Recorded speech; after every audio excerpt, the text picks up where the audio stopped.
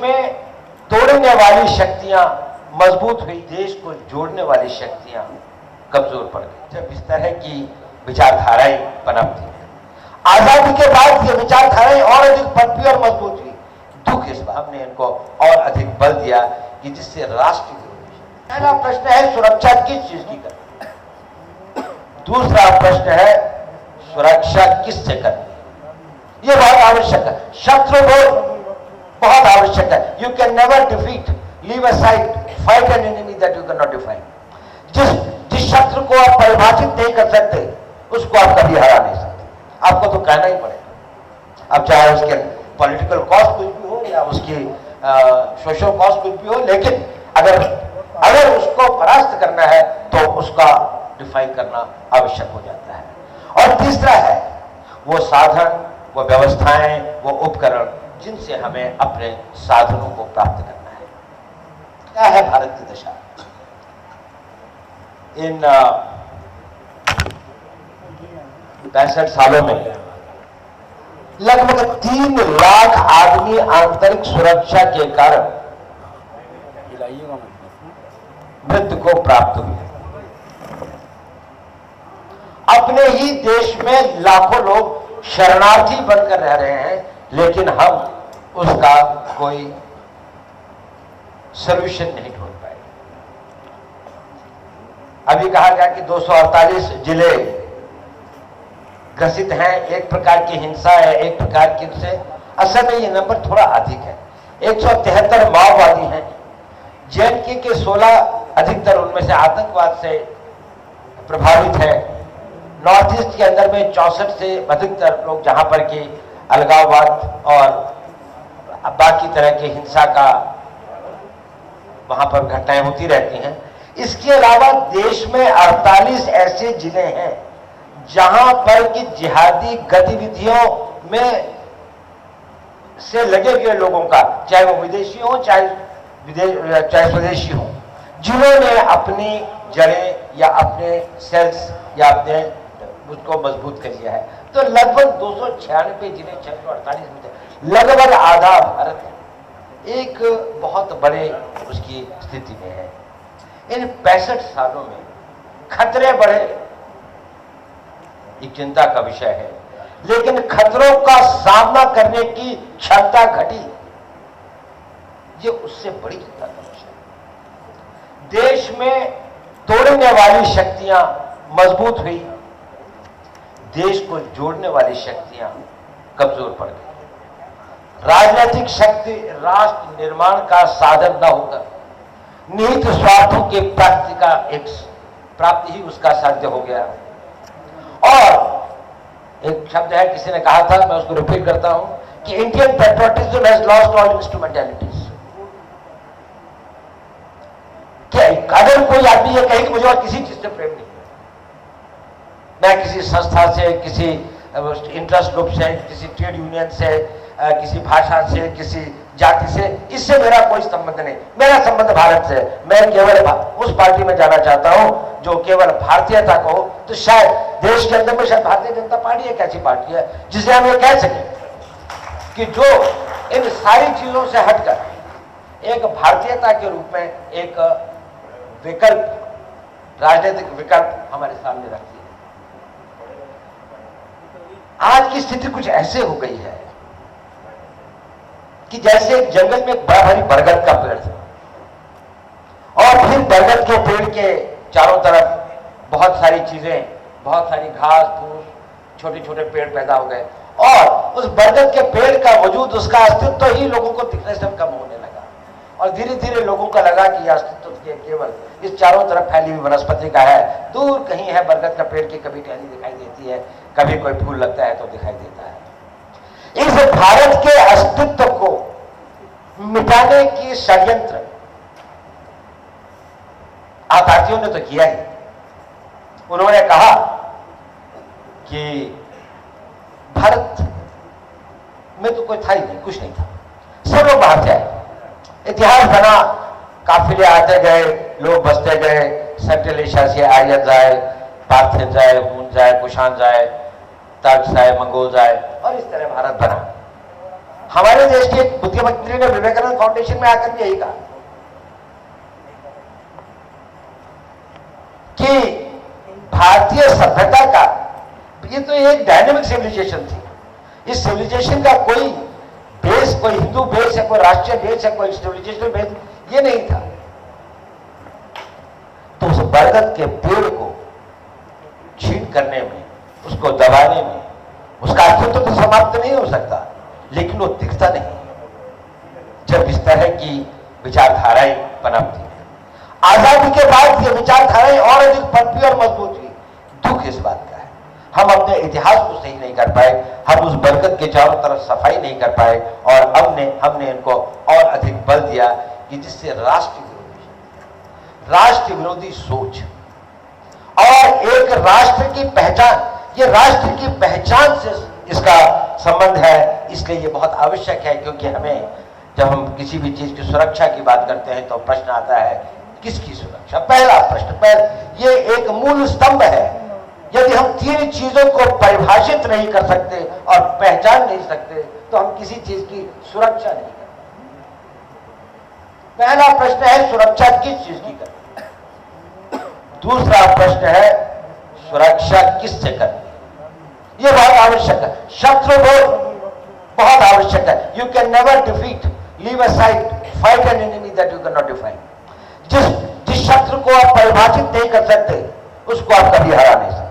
आपको तो कहना ही पड़ेगा। अब चाहे उसके पॉलिटिकल कॉस्ट कुछ भी हो या उसकी सोशल कॉस्ट कुछ भी हो, लेकिन अगर उसको परास्त करना है तो उसका डिफाइन करना आवश्यक हो जाता है।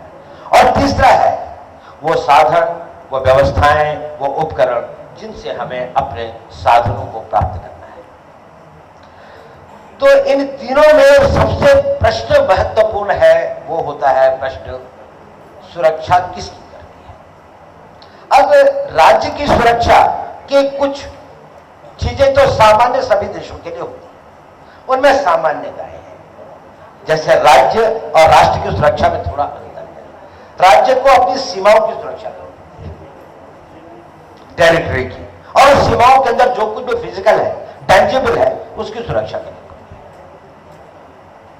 वहां के लोगों की सुरक्षा करनी पड़ती है, वहां के विधान के, संविधान की, विधि की, व्यवस्थाओं की, इनकी सुरक्षा करनी पड़ती है। इन तीन चीजों की सुरक्षा स्टेट सिक्योरिटी। स्टेट सिक्योरिटी कोटर्मिनस नहीं है राष्ट्रीय सुरक्षा के साथ। राष्ट्रीय सुरक्षा के अंदर वो बहुत सारे तत्व आते हैं जो उस राष्ट्र के आधार होते हैं, जो राष्ट्र धर्म के आधार पर बने, उनका आधार धर्म है। अगर वह गठबंधा गया तो वह राष्ट्र के रूप में नहीं रह पाएगा। स्टेट रह सकते अगर किसी भाषा के आधार पर हो, किसी इथनिक आधार पर हो, किसी जाति के आधार पर हो, तो वो उसका बेसिक होता है।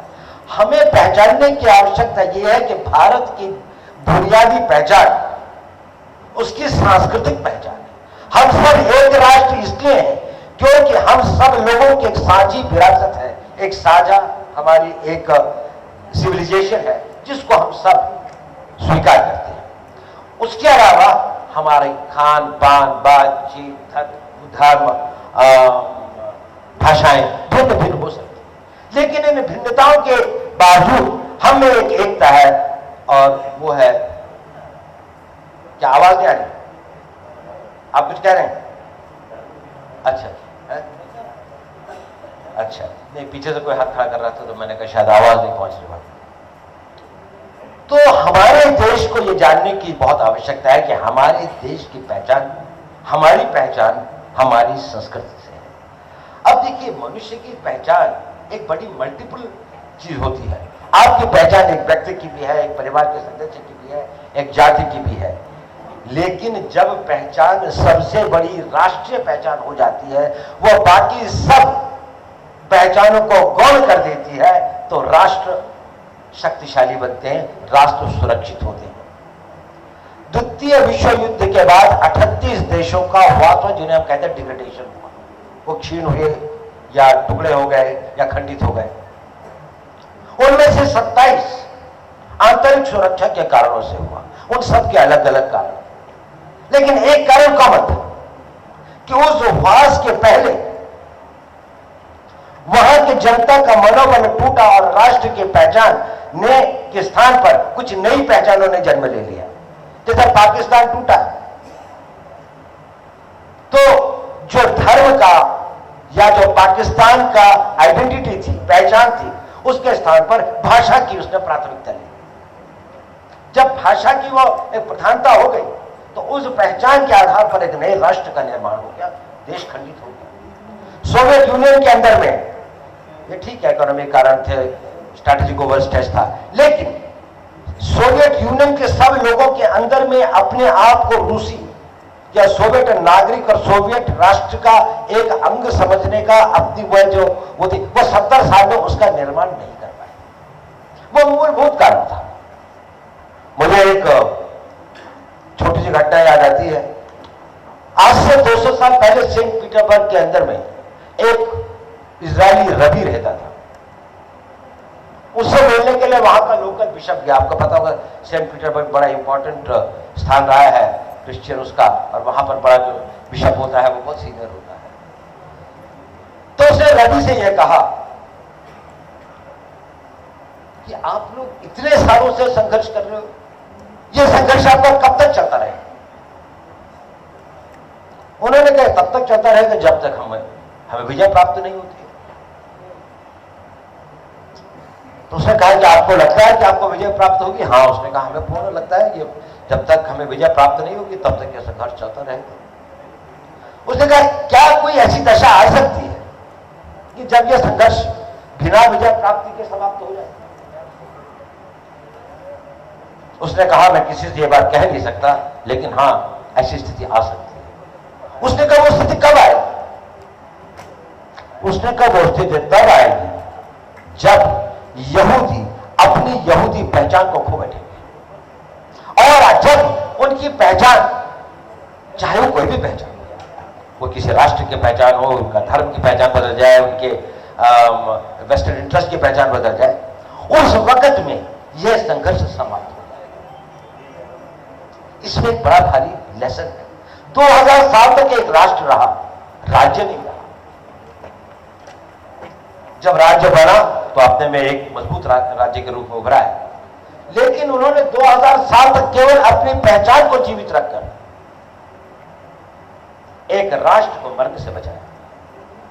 आज कश्मीर में क्या समस्या है? बेसिकली हम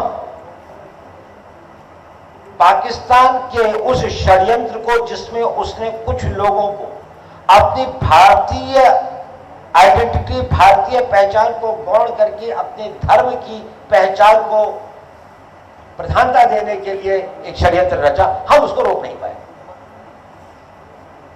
बल्कि कुछ हद तक, कुछ गलतियों से, चाहे इनएडवर्टेंटली हो, बिना सोच के हो, हमने उन शक्तियों को बल दिया जो उस अलगाववाद को, जो उस अलग होने की, जो उस आइडेंटिटी को अलग करने की, हमने उन शक्तियों को बल नहीं दिया जो उनको हमसे जोड़ दिया। चाहे वो लेफ्ट एक्सट्रीमिज्म है, चाहे उत्तर पूर्व की समस्याएं हैं, या आंतरिक सुरक्षा की बाकी समस्याएं। प्रश्न है हम अपने राष्ट्र की एक पहचान, एक राष्ट्रीय पहचान को कैसे मजबूत कर सकते हैं? अब ये जो स्लोगन है डाइवर्सिटी या यूनिटी इन डाइवर्सिटी, बहुत अच्छा स्लोगन है, लेकिन कभी कभी मुझे लगता है कि लोग इसका थोड़ा सा अर्थ लगाने में थोड़ा भूल कर जाते हैं। इसमें एम्फेसिस यूनिटी पर है, डाइवर्सिटी उसका कैरेक्टरिस्टिक है, एम नहीं है।